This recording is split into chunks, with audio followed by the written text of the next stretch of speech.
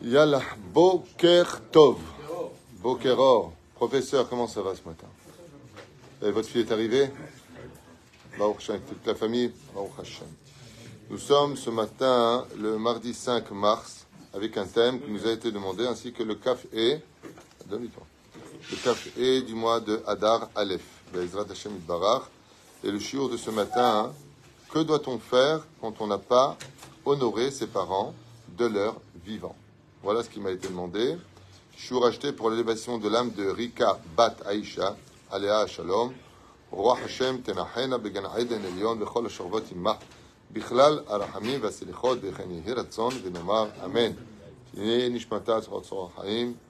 On pensera en même temps à Kol Mete Israël, Kol HaChayalim, Shalakhu Bekidush Hashem, tous ces korbanot qui sont tombés, Hashem comme Damam Be'ezrat Hashem, Shmor al-Chayalenu Ve'otanu, et que tous nos otages reviennent le plus vite possible, Be'ezrat Hashem, vivants et en bonne santé, si c'est possible, à la maison. Amen. Hashem Yevarech et Kol Lomdei HaTorah, B'zchutam ha'olam yitkayem, par le mérite de ceux qui étudient la Torah. N'oublions jamais. Eux aussi sont des giborim. Mon frère, on commence notre shiur en pensant à chacun de vous. Be'ezrat Hashem, Yeshuot Venechamot. Merci pour tous ceux qui nous soutiennent. Yeshuot, Be'ezrat Hashem, que des miracles.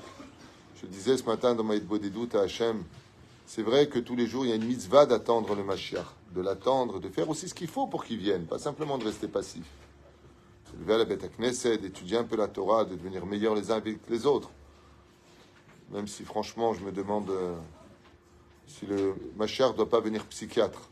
Tellement de... Ah mais franchement, j'entends des choses, je me dis mais il va venir en blouse blanche pour cette génération, c'est pas possible.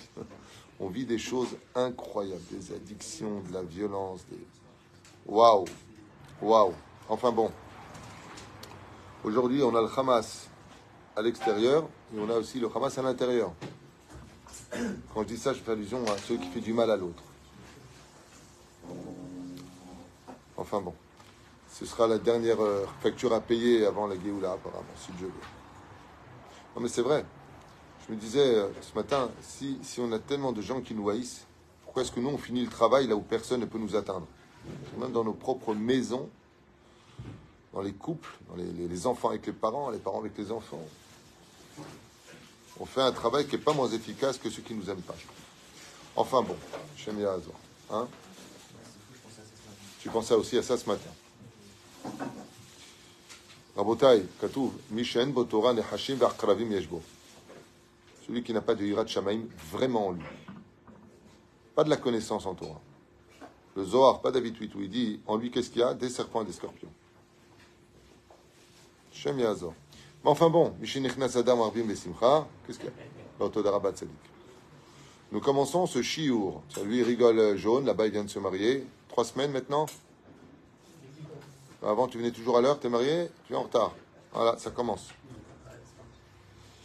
Qu'est-ce qu'on fait quand on n'a pas honoré ses parents de leur vivant?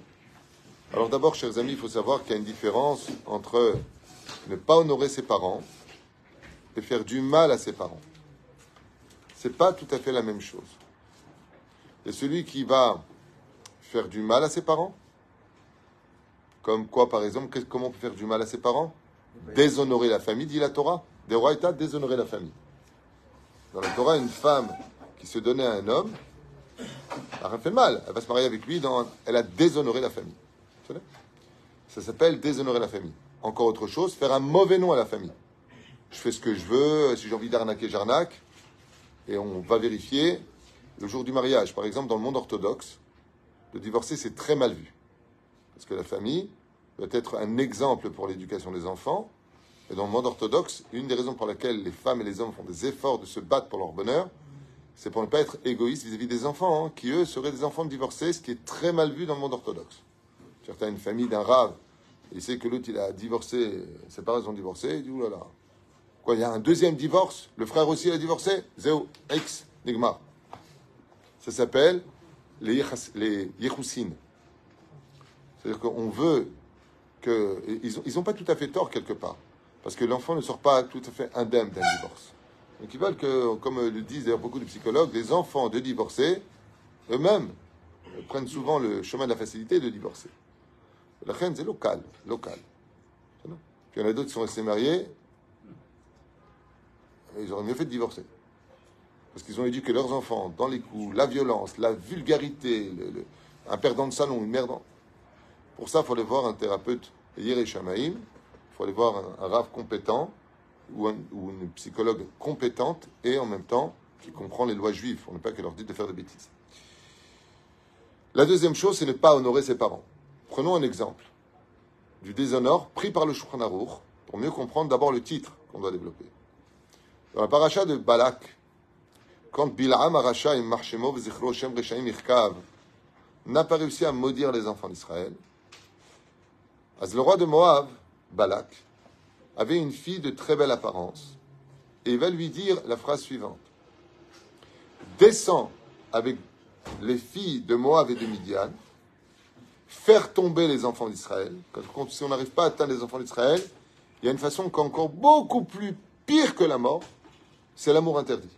Parce que la mort te prend de ton corps, de ce monde, mais te laisse l'olam haba. Toutes ces personnes qui ont été victimes de 7 octobre sont tous morts de Kiddush Hashem parce qu'ils étaient juifs, ils ont été assassinés. Hashem chalek l'olam haba. Mais si chas v'shalom, une personne juive vit avec un non-juif, par amour, il y a les deux qui sont pris maintenant. L'autre, titratem bam, tu ne te marieras pas là-bas. Et la reine, dans cette situation-là, qu'est-ce qu'il a fait Bilam? Il a dit à Balak, je connais la faiblesse des Juifs, l'assimilation. Il faut les assimiler. Comme dans notre propre pays, encore une fois de plus, on est en guerre du sud au nord. La seule chose qui intéresse le gouvernement sur lequel la gauche se bat, alors comme si c'était la priorité, alors qu'en plus, il n'y a pas besoin, je vous le dis au niveau de Koach Adam, comment on dit Koach Adam? Main-d'œuvre, il n'y a pas besoin, hein? Il n'y a pas besoin.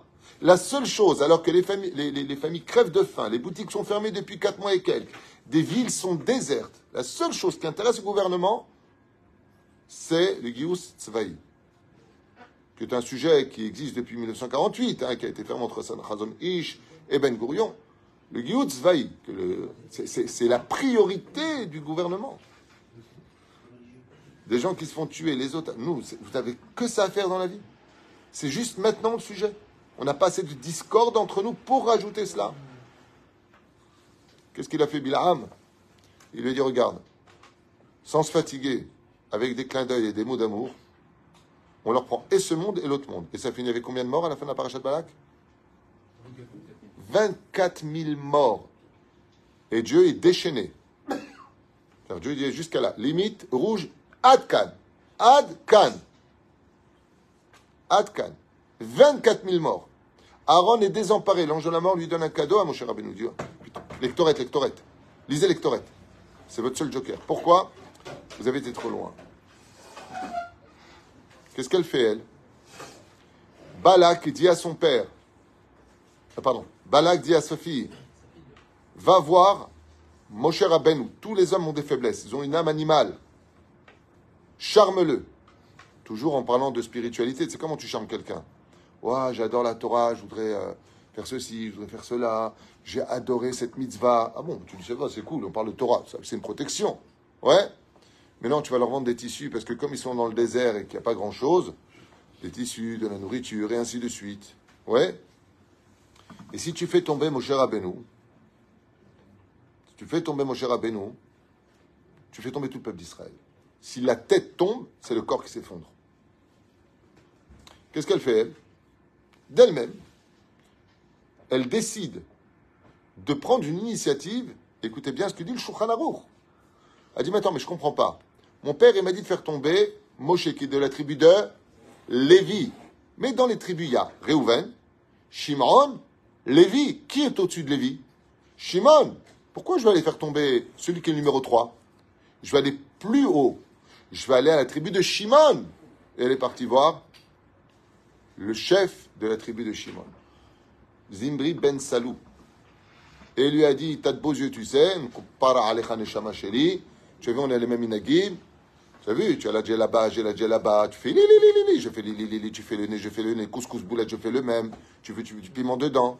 On se ressemble, c'est pareil, allez, oh là là, il y a assez de guerre dans le monde. On va s'aimer sur une étoile ou sur un oreiller. Et lui, il tombe. Khbar. Il tombe. Il a oublié de qui il était l'enfant. Abraham, Yitzhak ve Yaakov. On a des interdits dans la Torah. Qu'est-ce qu'il fait Balak? Et elle le fait tomber. Une femme a réussi à tuer 24 000 hommes.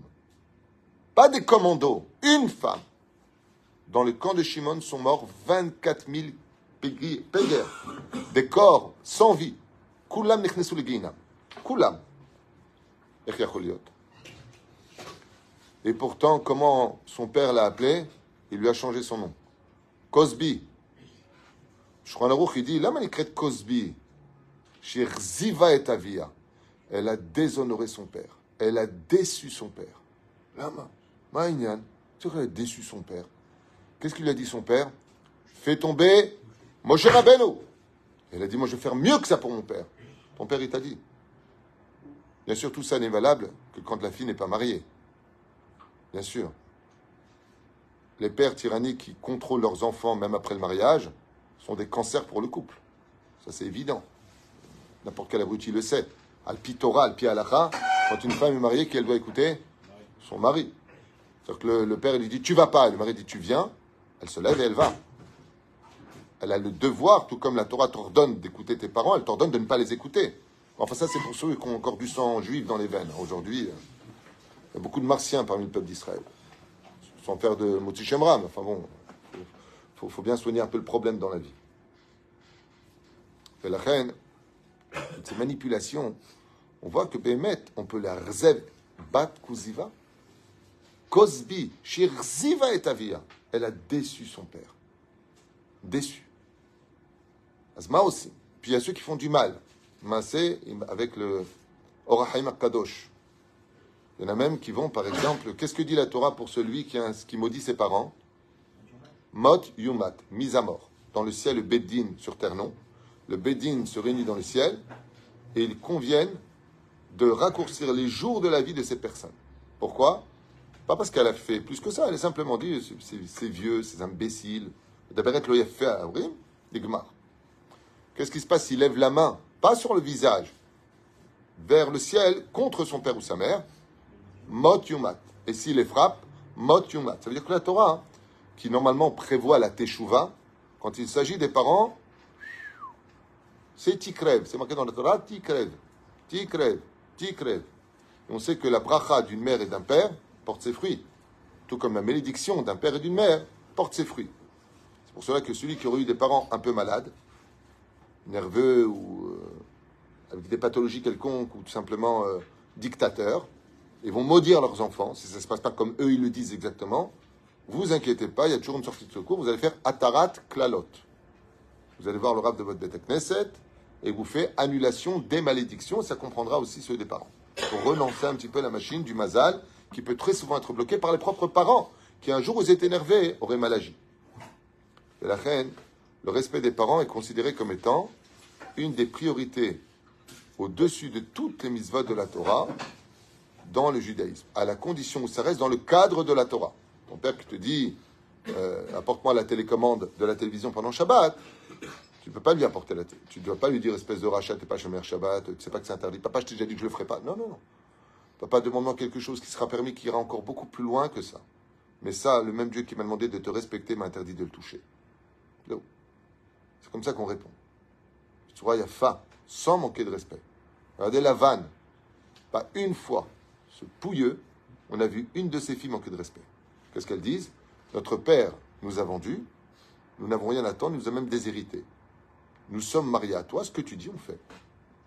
Ils n'ont pas dit, ouais, notre père, c'est un sorcier, c'est un ceci. Je mords à la paix. Je mords à la paix. Papa et maman, c'est sacré.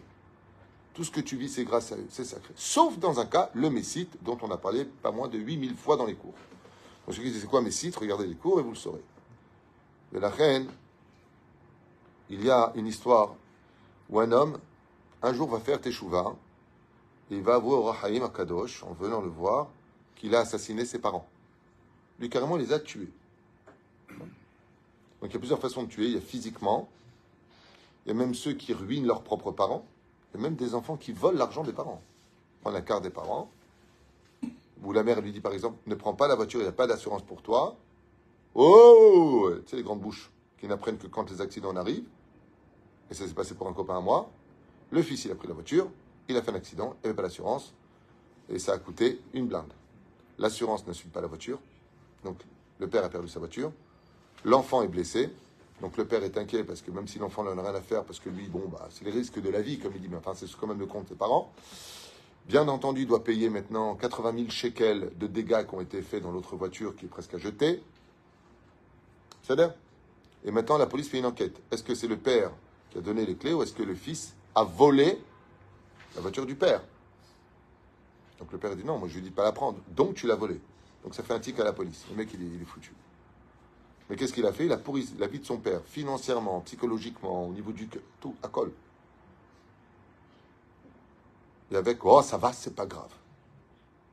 Quand ça t'arrivera, on en rediscutera. Comme je dis souvent, il n'y a que ceux qui payent qui savent. Hein? Si. On voit qu'à la fin des temps, on fait face à une génération qui est insolente, qui répond, etc. Tout à fait. Ils sont condamnés, ces enfants-là, à ne pas respecter leurs parents. Non, il faut le machar pour les raviver. Il n'y a que lui qui peut. Dans la situation dans laquelle nous traversons aujourd'hui, ce qui se passe, là par exemple, une connaissance à moi, c'est absolument de séparer sa fille de quelqu'un de très nuisible, qui la frappe, qui machin, rien à faire. Et elle a réussi à l'en séparer. Et le mec, il a fait hop, viens ici. Et la fille, elle recourt comme une fille soumise, heureuse de prendre des coups, des crachats. Enfin bon, le monde va mal. Mais mec, le monde va mal. On voit ce qui se passe, ne serait-ce que l'opinion internationale sur nous, ce qui se passe. Le monde va mal. Un mec qui sort d'une bête à Knesset, il se fait fracasser un petit vieux comme ça. Il se fait fracasser. Il dit, c'est toi qui tues des ceci, j'ai pas de rapport, je ne sais même pas de quoi tu me parles. On vit dans un monde fatigué. On vit dans un monde fatigué. Le monde, aujourd'hui, je donne un exemple, des lois, par exemple. Tu t'achètes une maison, parce que tu as travaillé, elle sort de ton front. Bien entendu, les macros au col blanc, donc l'État, ce que j'appelle du macrotage, vient de prendre la moitié de ton oseille, si c'est pas plus. Quand tu achètes une maison, tu payes la taxe de la maison. Donc, ils se sont encore servis bien comme il faut de ton travail. Bon, ben, c'est le pays. Tu n'es pas content, tu quittes le pays à la limite. On est bien d'accord. Bon, ben, t'espères que l'État, après avoir pris tellement d'argent gratuit dans les poches, on ne sait même pas où va cet argent, ceci étant. Bon, ben, tu espères au moins qu'ils vont participer à ta sauvegarde. Et puis tu reviens, puis tu as un mec qui vient, qui n'a même pas de papier. Hein, il n'a pas de papier. Hein. Il a changé les clés de la serrure de ta porte. Tu peux rien faire. Payer, attention, tu as les impôts sur le dos, hein. Attention. Mais les appeler et te dire, ah, mais on ne peut rien faire, monsieur, faut. Et attention, si tu fais quelque chose, hein. Tu dis, bon, je vais me débrouiller, puisqu'il n'y a pas de justice. Ben, il attend que ça, le squatter. Juste, tu lèves la main sur moi, je filme, et t'es foutu. Tu veux encore un autre exemple pour te dire combien le monde est taré dans lequel on vit? Il y a des voleurs qui rentrent dans une maison. Ça se passe en France. Ok? 3 voleurs. Manque de bol pour eux, ou tant mieux, ils sont tombés sur un karatéka. Le propriétaire, à 3h du matin, c'est un karatéka. D'accord? Ben, ils sont chez lui à la maison en train de voler. Hein. Il en frappe 2 qui arrivent à s'enfuir. Le 3e, il le retient. La police arrive et ils arrêtent les 2. Car le voleur porte plainte pour avoir pris des coups d'un karatéka. Il a été chez lui à la maison. Il a été condamné à 12 ans avec sursis, je crois, et une amende qui doit payer indemnité à celui qui est venu le voler. Quoi c'est en France, oui. Mais il y a... allô, c'est pareil ici. Hein. On n'est pas mieux que là-bas. Les lois ici, c'est... Il n'y avait pas la mitzvah, c'est... Chèvre. Mamache. Hein? Ici en Israël, tu auras tué la personne qui vient de cambrioler. C'est-à-dire parce qu'on est en pays en guerre. Remets les choses dans leur contexte. Ici, il y a des milouïm. Ici, c'est un pays en guerre. Ici, quand tu prends le bus, tu ne sais pas si tu reviens le soir à la maison. Ce qui est passé pour cette femme avec ses 3 enfants à Ranana, qui n'a rien à voir avec tout ça. Bon, remettons un peu les choses dans leur contexte. Mais moi, je peux te dire qu'au niveau juridique ici, c'est de la psychiatrie totale. Totale. Mamache. La masse, c'est anglo-turc et maintenant américain. Ils ont rajouté une dose de loi américaine.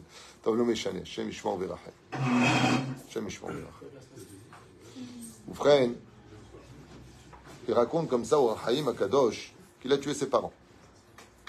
Et le Roi Haïm, il va lui proposer un tikkun très spécial, de prendre un aspic, c'est un espèce de serpent très venimeux, de le mettre dans une boîte et de l'accrocher à son cou pendant 7 années. Et il devra le nourrir. Comme ça lui a dit Rabbi Haïm Ben Attar. À la 7e année, tu ouvriras cette boîte, il te mordra au cou et tu mourras. Et c'est ce qui s'est passé pour lui.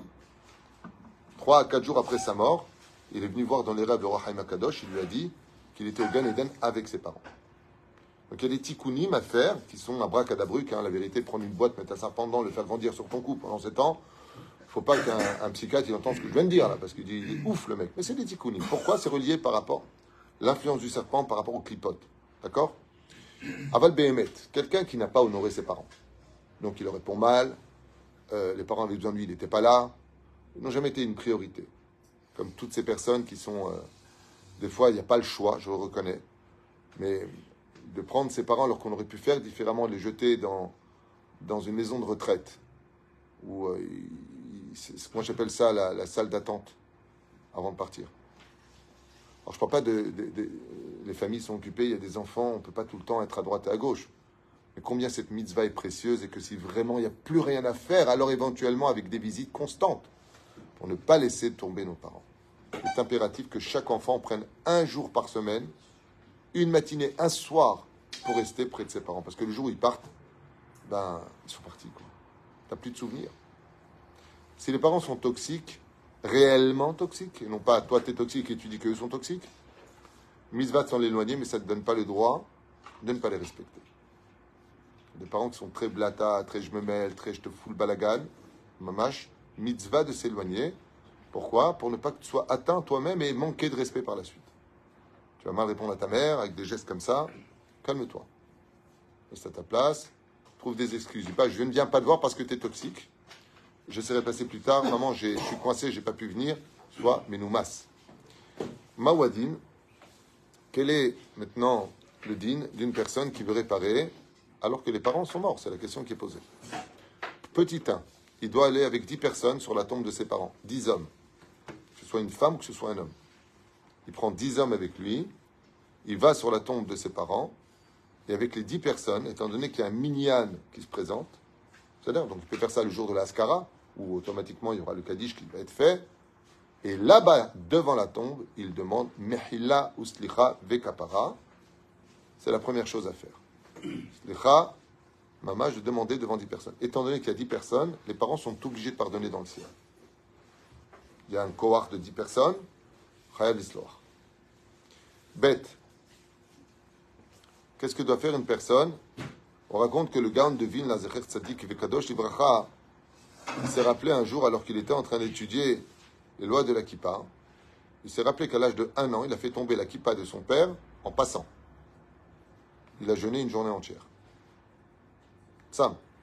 Parce que son père, il s'est retourné, il a cherché sa Kippa, il a ramassé, il l'a mis sur sa tête. Il y avait 1 an. Bon, ça s'appelle le Gaon de Vilna. À notre niveau à nous, c'est... Tu te rappelles, papa, quand je t'ai fait tomber la Kippa? Mon amour. Voilà. On parle pas de nous, on parle du Gaon de Vilna. Mais cela vient nous faire comprendre que, Bémet, si tu as manqué de respect à tes parents, tu dois jeûner. Tu dois faire un jeûne comme Yom Kippour, le Vekesh, Mihila, Ustlicha, Vekapara. Et le Rav Ovadja, il dit, il y a mieux que ça à faire. Tilmat Torah, le Ilou Nishmatam. Le plus bel honneur qu'on puisse faire à nos parents, le plus merveilleux de tous les honneurs qu'on puisse faire à ses parents, c'est d'avoir des enfants dans la Torah.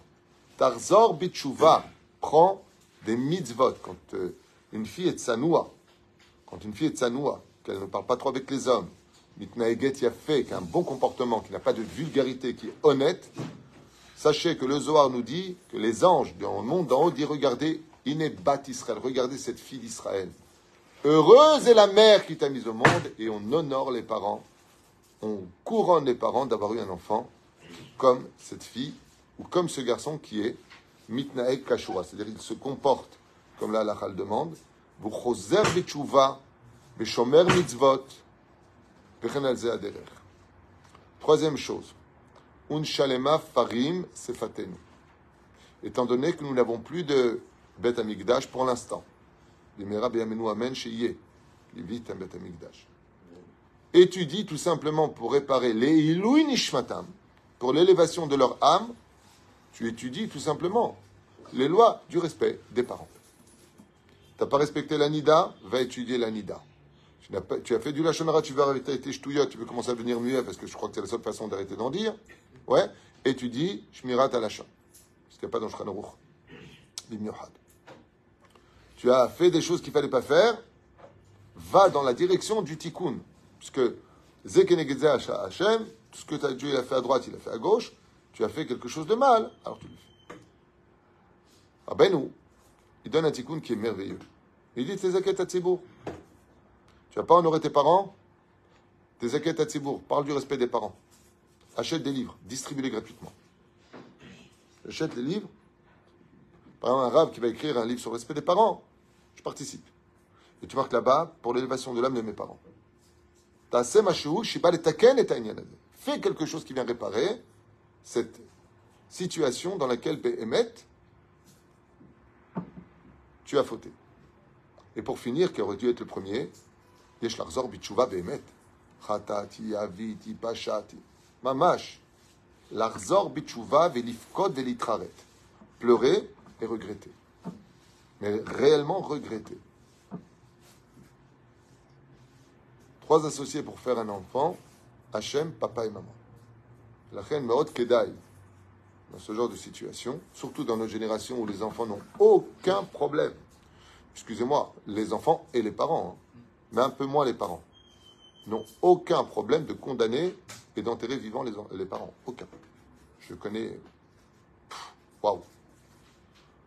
Énormément de gens qui ne voient plus ni leurs enfants, ni leurs petits-enfants. La gratitude n'est plus du tout au rendez-vous dans aucun domaine. Aucun. C'est d'abord Chamour Meod. Encore une fois, on ne parle pas de parents problématiques qui, chaque fois que... C'était quand? On est quel jour? C'est dimanche. Il y a 2 jours. Une femme et son mari m'appellent au téléphone pour m'expliquer que chaque fois qu'ils vont voir leurs parents, elle est malade pendant 1 semaine. Hyper toxique. Une pure PN. Selon tout ce qu'elle m'a donné comme signe, c'est une pure PN, la maman. Parce qu'elle a une mitzvah de s'éloigner. Parce qu'il y a Pikuach Nefesh. Après, elle est vidée d'énergie. C'est que des reproches. Elle se mêle de tout. Le mari, il n'en peut plus. Ça lui fait des points de shlom bayit. Catastrophe. Parce que là, il faut voir un chacham, lui expliquer réellement la situation. Mais attention, un chacham qui connaît la Torah et la psychologie. Parce que moi, je connais beaucoup de rabbanim que j'aime particulièrement, que je mets bien au-dessus de moi en Torah. Mais par contre, j'aurais demandé d'arrêter de faire le shlom bayit. Parce que quand je leur explique, je parle même de Dayanim avec qui je me suis entretenu au téléphone, le problème psychologique, c'est « Ah, Ken, ah, ouh, là, loyadati, ah, Ken ». Fais attention, si tu ne sais pas, ne fais pas. Le shlom bayit, il doit être fait avec intelligence, pas déplacer le problème. Ça se passe pas, c'est pas un monde de bisounours aujourd'hui. Allez, écoute-le, c'est pas grave, laisse tomber. C'est l'olerkacha. Ça te va déplacer le problème. Il faut bien connaître le problème pour arranger un problème. C'est-à-dire bien connaître la source du problème. Et qui est très souvent lié à des problèmes psychologiques, des blessures, simplement de nerfs. Hein. Je ne veux pas être loin. Malade des nerfs aujourd'hui. Et je ne vous parle pas de l'addiction à l'alcool ou la drogue ou autre. Ça, c'est encore... On passe de côté. Une fois, il y a un rave, la femme lui a dit, mais il fume des joints. Attends, mais Hachem, il a compris, tu fumes. Là, c'est Samim. Samim, tafsik, zélotov. Il lui a dit, arrête, c'est pas bien, c'est pas... Mais Baba, qu'est-ce que tu racontes? Le mec, qu'est-ce que tu racontes?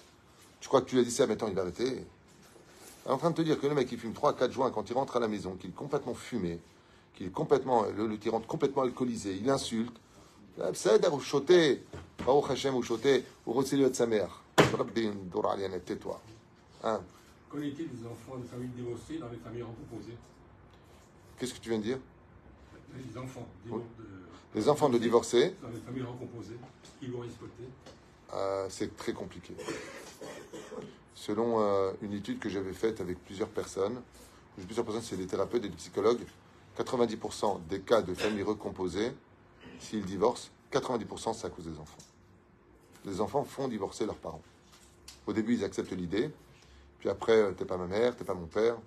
Et puis surtout, ce qui s'installe, c'est l'ingratitude. L'ingratitude devient très violente. Très, très, très violente. Alors, oui, le respect, quelque part, chez qui? Alors, le respect, c'est pas le respect d'une mère. C'est sûr, il n'y a pas le kiboud avahem. Mais il y a plus que ça encore. Il y a la karatatov. Parce que tout le respect des parents est relié à la karatatov, c'est-à-dire à la gratitude. Quand une femme se marie avec un homme qui a des enfants, Qui c'est qui fait la vaisselle? Qui c'est qui fait les lits? Qui c'est qui fait la spongia? Qui c'est qui fait à manger? C'est pour la femme. Donc elle n'attend pas que les enfants de son mari l'appellent maman ou que tu dises c'est la meilleure du monde. Et il y a aussi l'image de la mère, regardez, qui n'a peut-être pas non plus été à la hauteur. Ou peut-être que oui, j'en sais rien. Mais elle attend au moins un minimum de sois poli, sois gentil. Et quand elle demande à l'enfant de débarrasser son bol et qu'il lui fait t'as qu'à le débarrasser toi, là il est évident que c'est au père d'intervenir. Mais le père victimise ses enfants, oui, mais les pauvres, il faut les comprendre. Donc en fin de compte, il faut comprendre tout le monde, sauf la mère, qui n'est pas la mère, et qui s'en prend plein la tête. Voilà. Donc c'est très compliqué, les familles recomposées avec des enfants. Aujourd'hui, ils ont trouvé une nouvelle méthode qui se propage, je trouve catastrophique, mais alors qu'on vient, ce qui paraît, c'est que maintenant les couples se marient, mais chacun reste chez lui. Ben, j'ai de plus en plus de gens comme ça. Donc quand ils se voient, c'est pour aller au restaurant et à l'hôtel. Super, le couple, ça va? Ouais, bon ben voilà, on est mariés, donc on peut, selon la halakha. Et donc chacun vit sa vie, préfère, la femme préfère, l'homme préfère, elle a ses 4 enfants, elle a ses 3 enfants, et dans des villes différentes. Hein. Quand on est à Nida, vous ne voyez pas 2 semaines alors. Hein. Non, mais on se parle tous les jours. Bon, enfin, moi j'appelle ça presque la prostitution, parce que quelque part, c'est juste un droit de cuissage, quoi. Je sais pas comment on dit ça comme ça. C'est un droit de cuissage, à pied à la rage, j'ai le droit d'aller avec toi. Moi j'appelle pas ça des couples, mais pour vous dire à quel point ça va mal, parce que pour en arriver à une telle idée de vivre une histoire d'amour, en fin de compte, chacun rentre seul dans ses draps, je vois pas où l'histoire d'amour dans l'histoire. Mais bon, si ça les arrange, chacun fait ce qu'il veut. Mais est-ce que c'est le chemin de la Torah? Pas du tout. Il y a eu les Bassar Echad, un toit pour 2 têtes. C'est une famille. Et pour vous dire à quel point ça devient compliqué aujourd'hui de refaire sa vie. Surtout quand t'es Cohen. Quoi? Pour les enfants adoptés aussi. Les enfants adoptés, ça dépend des âges. Mais il y a une recherche qui a lieu à l'adolescence en général. Il y a un éveil des questions qui se posent à l'âge de 7, 8, 9 ans qui peuvent intervenir. À 13, 14 ans, qu'il y a un changement d'hormones, de puberté, il y a une recherche intérieure. Vers les coups de 16, 17, 18 ans, il y a des recherches qui sont faites sur le côté biologique de ne pas accepter l'idée d'être né d'un œuf inconnu au bataillon. Et donc, il y a une recherche sur les parents qui est faite. Et ensuite, il y a des complexes qui s'installent en disant si mes parents n'ont pas voulu de moi, c'est peut-être que je ne valais pas le coup et autres. Donc voilà, il y a plein de choses qui rentrent en compte. Il faut des suivis vraiment très très importants psychologiques, que la personne parle énormément, qu'elle exprime son ressenti et que parce qu'il y a des abandons d'enfants qui ont été faits pour leur bonheur, parce que la mère, par exemple, était prostituée, elle n'a pas voulu emmener sa fille dans cet engrenage, et elle l'a déposée devant par exemple, une maison d'adoption, je sais pas comment on appelle ça, un orphelinat pour voilà. Donc elle a voulu lui offrir, l'intention était bonne, mais pour elle c'est un accident de parcours. Il y a plein de choses qui rentrent en compte, mais pour l'enfant la blessure elle est là. Un enfant qui a été abandonné et puis adopté, puis en plus ça converti, si c'est un musulman, un chrétien au christianisme, un juif au judaïsme, il n'a pas demandé tout ça et en fin de compte, on lui a prédestiné sa vie avant même de lui avoir demandé s'il voulait vivre. Donc c'est un mal de vivre qui l'accompagne avec beaucoup d'accidents, de mauvaises expériences vécues pour essayer de retrouver une certaine légitimité à son mal de vivre. C'est-à-dire qu'il va mal, il ne sait pas pourquoi, donc il va le. Mais s'il a eu de l'amour et qu'il est tombé sur des parents merveilleux, alors quelque part, il ne s'en plaindra pas. Et c'est quand il recomposera sa famille qu'il commencera réellement à se soigner d'un passé qui n'a pas de racine quelque part. Et c'est ça qui le tue. Voilà. Ça, c'est pour refermer pour la parenthèse de ta question. Et en revenant dans ce qu'on disait, Mamash, il y a lieu de regretter. Par contre, 6e point et dernier point, avant de vous libérer pour cette question qui a été posée, c'est que le respect des parents, si tu ne les as pas honorés de leur vivant, tu peux continuer à les honorer c'est une mitzvah qui est extraordinaire parce qu'elle est infinie. Il n'y a pas de fin. La mort n'est pas une fin à cette mitzvah. En les tefilines, quand tu es mort, tu ne les mets plus. Les tzitzit, tu ne les mets plus. La mezouza, tu ne la prends plus. Mais par contre, au respect des parents, c'est une mitzvah bechayehem ve bemitatam, de leur vivant et de leur mort. Et la reine, celui qui n'a pas eu l'opportunité, après avoir entendu tout ce qu'on vient de donner comme tikkunim sur le fait il peut continuer à les honorer, Bezrat Hashem, en allant sur la tombe. Si c'est une fille, c'est mieux d'éviter, en tout cas les garçons, et en allumant des bougies pour eux, en payant un avraire qui va étudier pour eux. Tout ce que tu peux faire comme les hommes, mettant 3 pièces tous les jours pour eux de tzedaka, leilou nishmatam, lirvodam, chez la Horim Ayekarim, de mettre une plaque, par exemple, dans la synagogue pour les honorer, pour ne pas oublier, d'acheter des livres des Sidurim ou des Gemarot, ou mieux encore du Shulchan Aruch dans le Batei Midrashot, avec les Ilui Nishmat au nom des parents. Tout ce que tu peux faire pour honorer la mémoire de tes parents a autant de valeur de leur vivant que de leur mort. Donc, c'est toujours rétroactif. Tu peux réparer cela parce que tant que toi, tu es vivant, et que la bougie brille, comme avait dit Rabbi Israël Salant, alors tu peux encore réparer. La différence entre cette mitzvah et les autres mitzvot, c'est que les autres mitzvot s'arrêtent quand tu as raté Pessah, c'est un mauvais exemple, tu as Pessah Sheni, mais quand tu as raté Sukkot ou Purim ou Hanouka ou autre, bon bah après l'heure, c'est plus l'heure. Mais par contre, pour les parents, c'est toujours l'heure de pouvoir arranger. Il y a toujours une possibilité d'arranger les choses. Mais quoi qu'il advienne, cela ne nous donne aucun droit de manquer de respect. Donc, honorer ses parents, c'est surtout dans la forme des mots et pas dans le fond. Car même si tu as raison, tu peux avoir tort parce que tu leur as manqué de respect en exprimant ta raison d'exister ou d'être. Et ça, c'est très compliqué. Je dirais même que s'il y a un dialogue au monde qui est le plus délicat, plus qu'avec un patron, avec une banque pour un prêt, c'est comment parler avec ses parents. C'est très, très, très délicat. Moi, je conseille personnellement à ceux qui ont encore leurs parents vivant sur Terre, avant de rentrer à la maison, prenez 3, 4 bonnes respirations, que vous vous imaginez que vous allez parler avec un roi ou une reine. C'est comme ça que ça marche au Shulchan Aruch. Comment tu vas parler avec une reine? Oh, écoute, maman, tu comprends rien? Tu vas dire ça à la reine? Écoute, la reine, tu comprends rien? Non, c'est pas possible. Votre Majesté. Normalement, sachez une chose, lui qui a 120 ans, il va te le dire. Bonjour demain. Sachez que dans beaucoup de régions, pas partout, mais revenons simplement il y a 100 ans en arrière. Je n'ai pas dit il y a 8000 ans. Non, non, non, non. Il y a 100 ans en arrière. Même moins que ça. Dans les années 30, dans les années 40, dans les 60, on vous voyait les parents. Oui.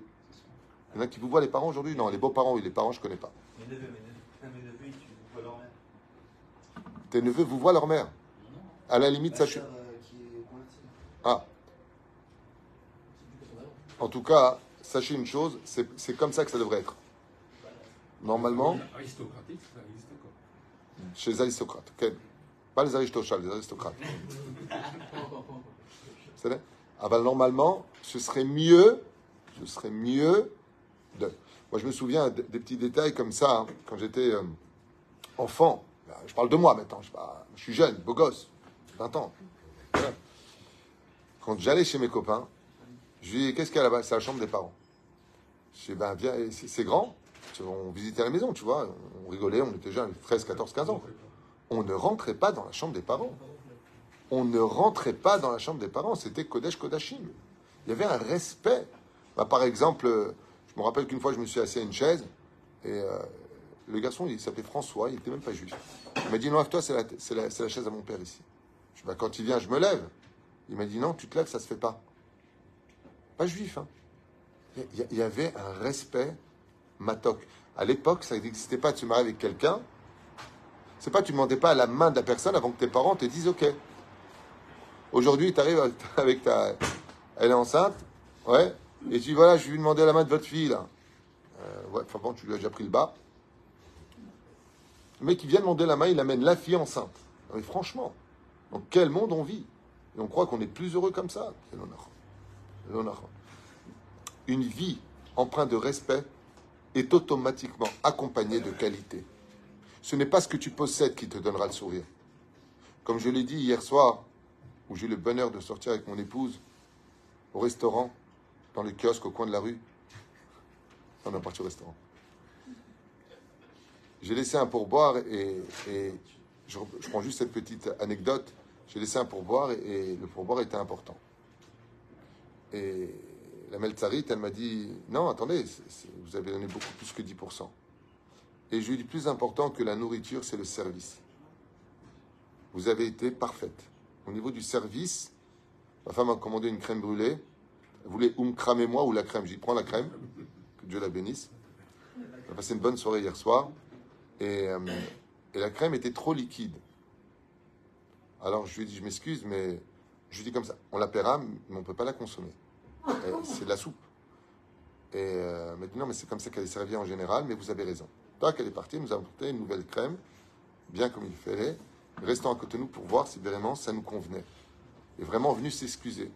Tu vois, ce service rendu, ce respect que tu donnes au client qui est dit roi, tu viens de l'accomplir. Et ça, c'est ce qu'il y a de plus important.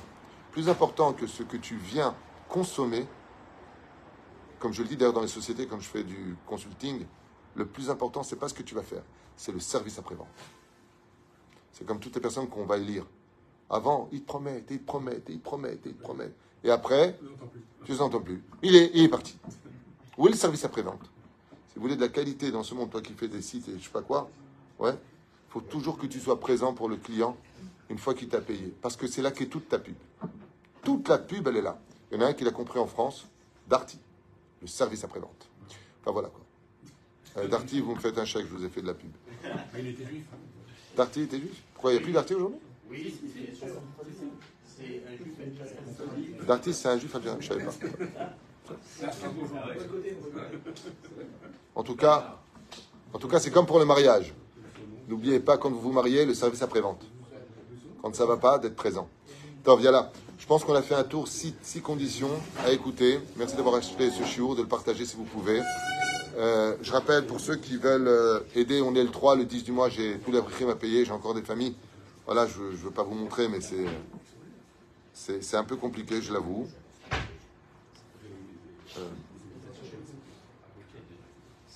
Voilà ce qu'on m'envoie. On voit maintenant des frigidaires vides. Voilà ce qu'on m'envoie. Le frigidaire est vide, rafle tout, pas d'argent, juste vous nous apportez des paniers à manger. Et j'en ai comme ça tous les jours.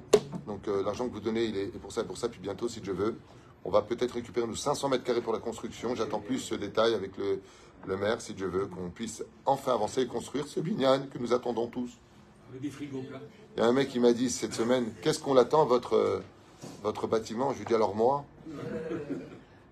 entre 15 000 shekels à payer ici, le loyer, 15 000 shekels aux synagogues à payer, les avrechim, les paniers. Ezrat Hashem, que Dieu nous aide, la vérité, ça devient très compliqué. Mashiach! We want Mashiach now. Ezrat Hashem. Kol Tov Leitro. Ceux qui peuvent aider, Toda Rabba.